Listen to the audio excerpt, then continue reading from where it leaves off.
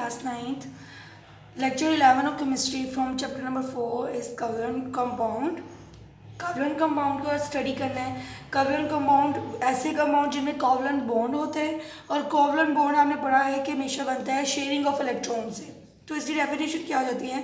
Compounds that are made up of molecules, जो ऐसे molecule से बने हैं that are form by mutual sharing of electron. ठीक है, जिनमें म्यूचुअल शेयरिंग ऑफ इलेक्ट्रॉन हो, तो म्यूचुअल शेयरिंग ऑफ इलेक्ट्रॉन ही कोवलेंट बॉन्ड बना रहा था। तो बिटवीन देयर एटम्स यानी फॉर एग्जांपल कोवलेंट बॉन्ड। तो ये हम क्या इसकी डेफिनेशन करते हैं कि ऐसे कोवलेंट कंपाउंड ऐसे कंपाउंड है जिनमें कोवलेंट बॉन्ड हो, और कोवलेंट बॉन्ड क्या होते हैं? जिनमें म्यूचुअल शेयरिंग ऑफ इलेक्ट्रॉन हो। नेक्स्ट आपने कोवलेंट बॉन्ड में भी पढ़ लिया था कि कोवलेंट बॉन्ड कब बनता है? It is made up of two और more non metals. When two और more non metals join to each other they form covalent bond. ठीक है, जब नॉन मेटल्स जुड़ती हैं वो अपने इलेक्ट्रॉन को शेयर करती हैं और कोवलेंट बॉन्ड बनाती हैं। एग्जाम्पल इसकी क्या है? H2CH4, carbon dioxide, sulphuric acid and glucose की एग्जाम्पल हमारे पास ये सारे क्या है? कोवलेंट कंपाउंड है, क्योंकि इन सब में शेयरिंग ऑफ इलेक्ट्रॉन हुई है। नेक्स्ट है इनके लोअर मॉलिक्यूलर मास, यानी कि ऐसे कोवलेंट कंपाउंड जिनका मॉलिक्यूलर मास क्या हो? लो। वो नॉर्मली क्या होते हैं? गैसेस, और उनके मेल्टिंग और बॉइलिंग पॉइंट क्या होते हैं? लो होते हैं। और जो हायर मॉलिक्यूलर मास के कोवलेंट कंपाउंड होते हैं वो नॉर्मली क्या होते हैं? Solid in form. नेक्स्ट इसकी प्रॉपर्टीज़ हैं। प्रॉपर्टीज़ की यहाँ पे मैंने हेडिंग्स बनाई हुई हैं। फर्स्ट हेडिंग है मेल्टिंग एंड बॉइलिंग पॉइंट। आपने लास्ट आयोनिक बॉन्ड में भी मेल्टिंग एंड बॉइलिंग पॉइंट पढ़ा था। बेसिकली सबकी एक जैसी ही प्रॉपर्टीज़ हैं, तो आपको याद रखना ईजी हो जाएगा।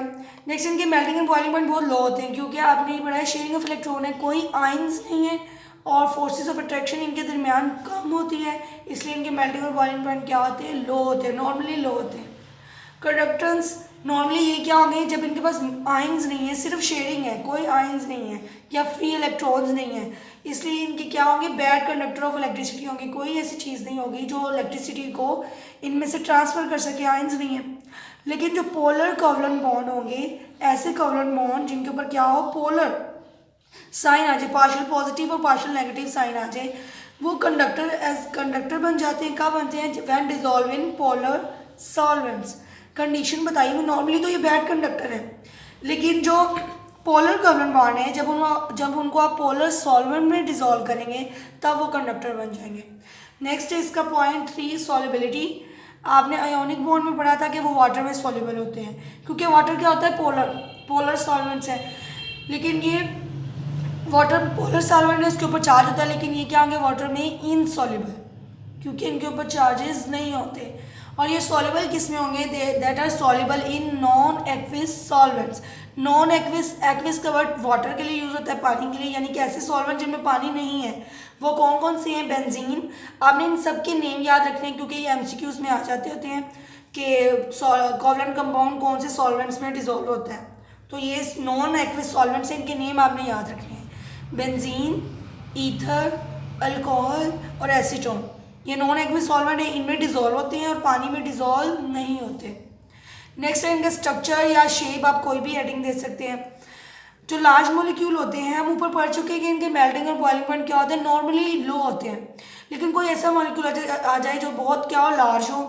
लार्ज मॉलिक्यूल है तो 3 डायमेंशनल बॉन्डिंग होगी उनमें, हर तरह से 3 साइड से बॉन्डिंग होगी। जब 3 साइड से बॉन्डिंग होगी तो वो क्या हो जाएंगे? बहुत स्ट्रॉन्ग और स्टेबल हो जाएंगे। दे आर स्टेबल और hard, that is why they have high melting and boiling point. Thank you students.